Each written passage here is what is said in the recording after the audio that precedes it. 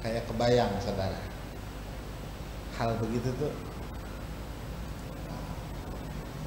Ada satu ayat, wujuhun yawma idzin nazirah ila rabbiha nadhirah. Wajah-wajah manusia, orang-orang tertentu, yawma idzin, di hari itu, sama nih harinya,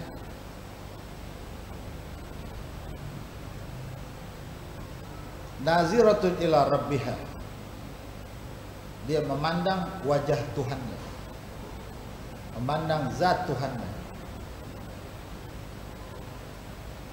Nadhiratun, wajahnya terang, dia punya wajah terang. Wujuhun nadhirah, terang. Ini saudara, bahasa wajahnya terang disebutnya majaz mursal min itlaqil juz'i wardatul kull. Bukan wajahnya yang terang, semuanya terang, sampai kaki-kakinya terang. Jadi dari dalam tubuhnya itu seperti ada cahaya yang tembus ke lubang pori-porinya, terang gitu. Kayak neon itu saudara, kan bukan belingnya yang nyala, karena di dalamnya ada lampu sehingga keluar sinar. Itu nadhirah begitu, terang dia. Pernah lihat nggak di video saat sedang sholat Jumat di Madinah, waktu sedang terjadi khutbah, ada yang ketangkap CCTV, seorang lelaki yang memakai baju dan sorban putih, menutup kepalanya dengan sorbannya, dan hanya dia yang berbeda satu, memancarkan cahaya dari sekujur tubuhnya. Pernah lihat ya? Itu namanya nadhirah. Dia kayak ada lampu, di dalam dirinya itu ada lampu, jadi keluar itu. Pernah lihat kan?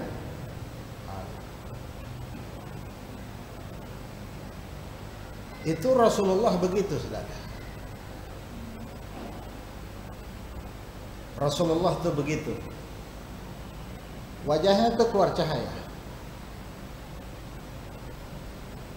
bukannya putih bercampur merah, itu warna kulitnya,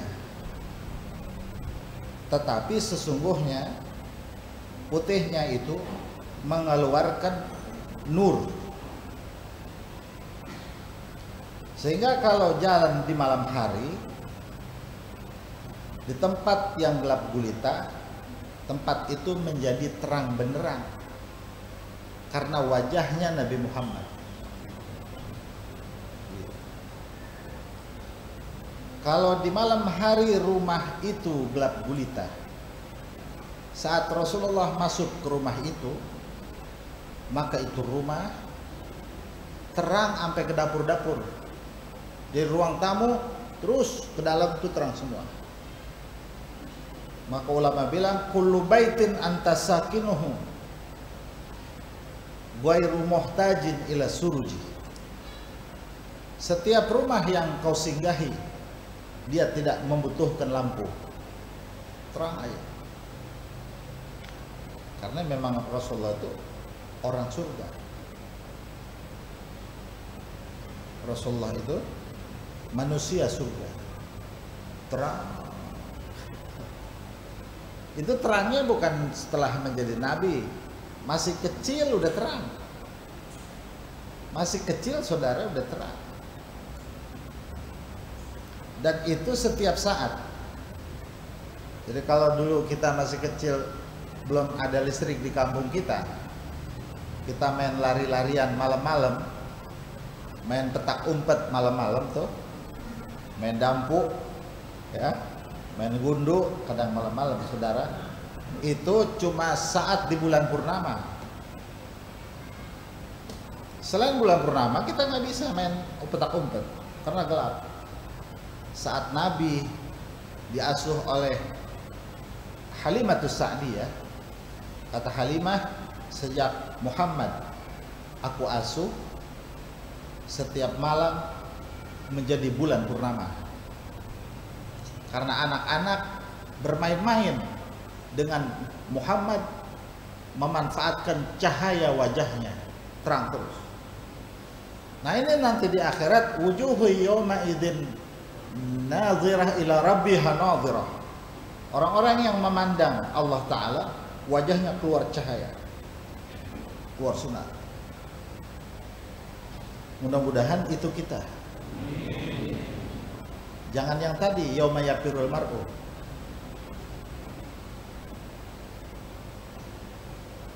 Jangan yang itu.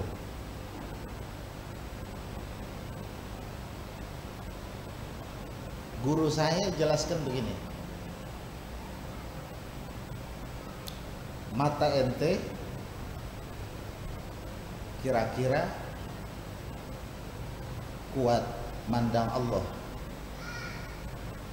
Mata ente kuat mandang Allah, kata guru saya. Saya nggak bisa jawab. Kenapa guru? Sebab mata ente banyak dosanya. Yang boleh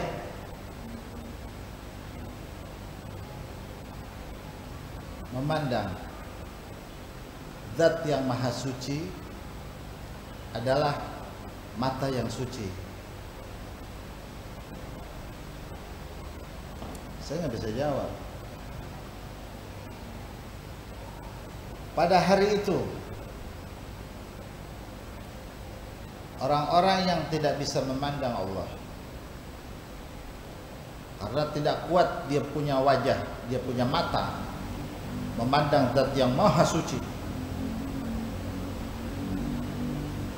Kata guru saya, nanti dia akan memandang wajahnya Rasulullah.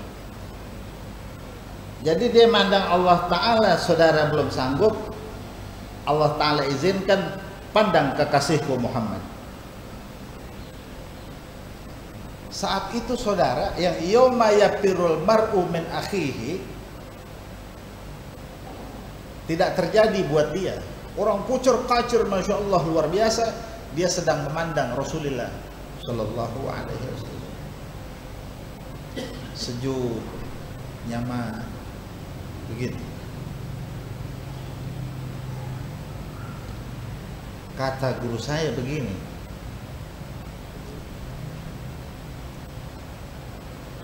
tapi ente orangnya yang bisa pandang Nabi Muhammad. Saya kecil hati lagi. Kira-kira yang bisa pandang Rasulullah ente? Iya ya. Pikiran saya iya. Lo kan saya.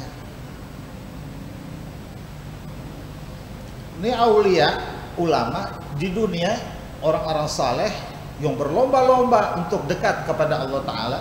Mereka bejibun berbondong ingin melihat Nabi Muhammad. Sebab di dunia dia nggak lihat, di akhirat pengen ketemu semua. Ente bisa di situ.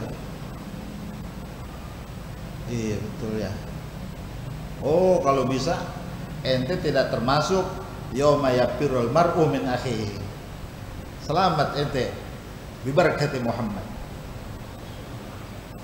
berkat Rasulullah. Makanya saudara, Nabi meminta,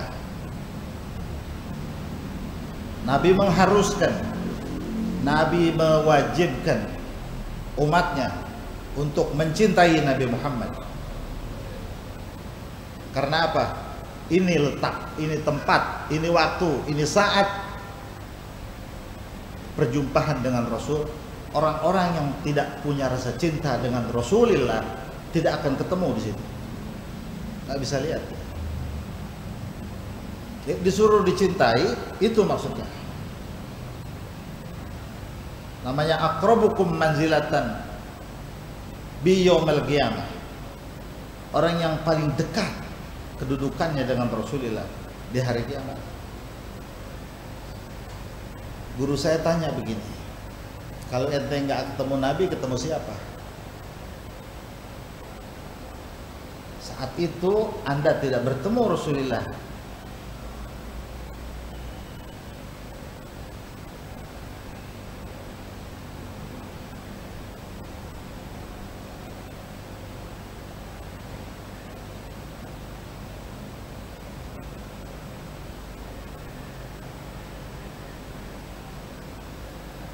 Ketemu siapa gitu kan?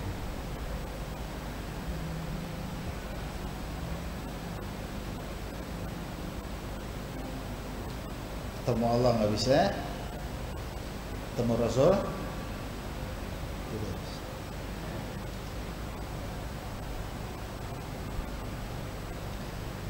Saya ditanya begitu saudara, lemes.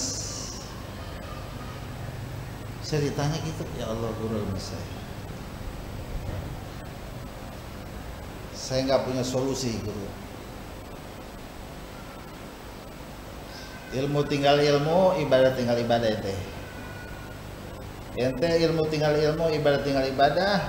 Ente nggak ketemu Rasul, percuma ente. Diam aja.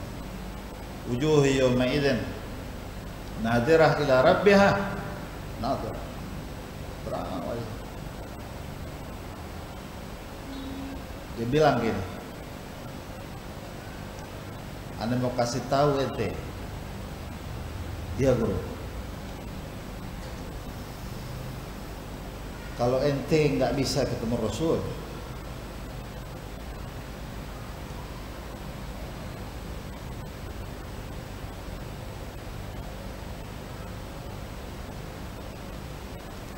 nanti ente ketemu guru-guru ente.